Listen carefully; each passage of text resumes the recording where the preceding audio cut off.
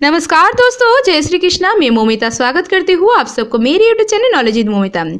आज मैं आप सबके साथ मार्गशीर्ष मास अर्थात अगहन मास की 20वें अध्याय की कथा शेयर करूंगी।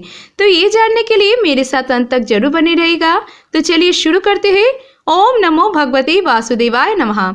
वृंदावन में एक संत जी हुआ करते थे। संत जी के पास लड्डू गोपाल जी का एक बहुत ही सुंदर विग्रह था। संत जी लड्डू गोपाल जी की बहुत ही सेवा करते थे। सारा दिन बस लड्डू गोपाल जी की सेवा में ही लगा देते थे। लड्डू गोपाल जी की सेवा के अलावा साधु संत की सेवा करने में भी संत जी को बहुत आनंद आता था। संत जी की छोटी सी कुटिया में रहते थे, लेकिन उनका दिल बहुत बड़ा था। वृंदावन में दर्शन करने के लिए जो संत महात्मा बाहर से आते थे, उन्हें संत जी अपनी कुटिया में विश्राम कराते थे, चाहे उनके लिए उन्हें खुद कुटिया से बाहर क्यों ना सोना पड़े।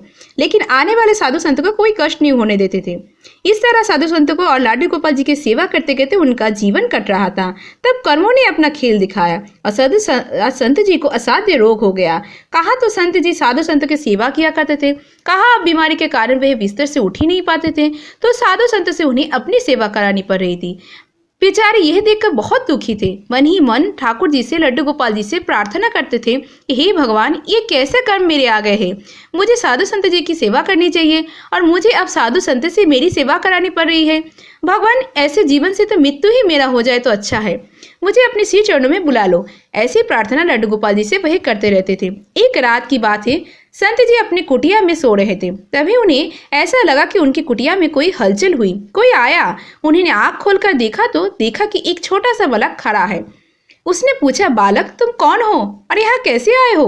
वह बालक बोला, मैं कान्हा हूँ, आपसे ही मिलने आया हूँ। संत जी कहने लगे, मेरे पास मत आना, मुझे असाध्य रोग हुआ है, कहीं तुम्हें भी ना लग जाए। लेकिन कान्हा नाम का बालक कहने लगा, नहीं संत जी, ऐसा नहीं होगा, आप चिंता मत करो। संत जी ने पूछा, लेकिन तुम इस समय यहाँ क्यों आए हो? तब कान्हा ने कहा, मैं वैद्य जी से आपके लिए दवाई लेके आया हूँ। इतना कहकर उसने मुट्ठी में बंद एक पुड़िया निकाली, संत जी को देते हुए कहा। वैद्य जी ने कहा, इसे आप लोगे तो इससे आपकी तबीयत बिल्कुल ठीक हो जाएगी। सपने में ही संत जी ने वह पुड़िया लेकर अपने पास रख ली। अब थोड़ी देर बाद जब सुबह हुई और संत जी की आंख खोली तो उन्हें सपने की बात याद आई कि कैसे एक बालक ने मुझे सपने में आकर पुड़िया दी थी। खैर, ये तो सपना था, इसमें कहाँ कोई सच्चाई होगी। यह सोचकर संत जी ने वह बात आयगाई कर दी। थोड़ी देर बाद जब कोई उन्हें भोजन देने के लिए आया और उनका बिस्तर ठीक करने लगा तो वह संत जी से कहा, संत जी, ये कैसी पुड़िया रखी है? संत जी ने वह पुड़िया देखी तो उन्हें सपने की बात याद आ गई और वह सोचने लगे कि अरे, ये तो सपने में मैंने पुड़िया ली थी, एक छोटे से बालक कान्हा ने मुझे यह पुड़िया दी थी। यह सोचकर संत जी गंभीर विचार में डूब गए। उस बालक ने कहा था, वैद्य जी ने कहा है इस पुड़िया को मैं ले लूंगी तो मेरी बीमारी बिल्कुल ठीक हो जाएगी। यह सोचकर संत जी ने पुड़िया के अंदर की दवाई खा ली और ये क्या चमत्कार हो गया। पुड़िया की दवाई खाते ही संत जी की बीमारी बिल्कुल ठीक हो गई। संत जी अब पहले की तरह लड्डू गोपाल और संत की सेवा करने लगे। संत जी की दयनीय स्थिति देखकर लड्डू गोपाल जी ही एक बालक का रूप धरकर उनके सपने में आए थे। उन्हें दवाई देकर चले गए। इसीलिए कहा जाता है कि अगर सपने में भगवान का दर्शन हो तो उन्हें उनके साक्षात दर्शन माननी चाहिए। राधे राधे।